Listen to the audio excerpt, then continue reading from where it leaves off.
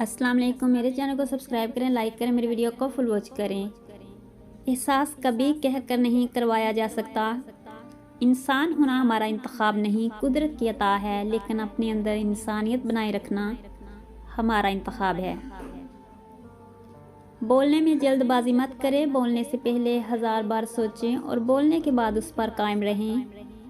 बाकमाल शख्सियत बन जाएंगे। यकीन कीजिए, खुदा के फैसले हमारी ख्वाहिशों से बेहतर होते हैं।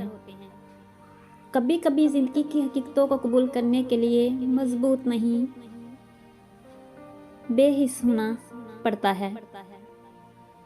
और क्या पता तुम्हें आखिर में वही मिल जाए जो तुम मांग रहे हो, सिर्फ इसलिए कि तुमने सब्र किया और मांगना नहीं छोड़ा।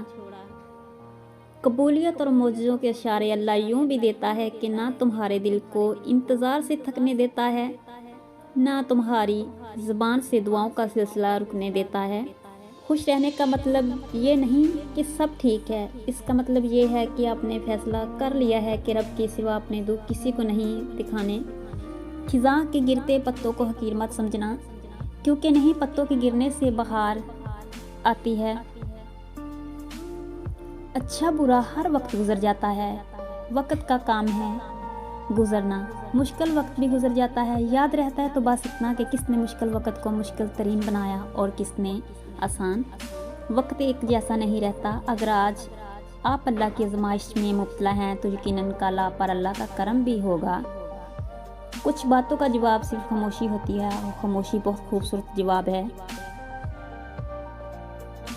कुछ भी एक जैसा नहीं रहता, फिर वो चाहे वक्त हो, हालात हो या इंसान।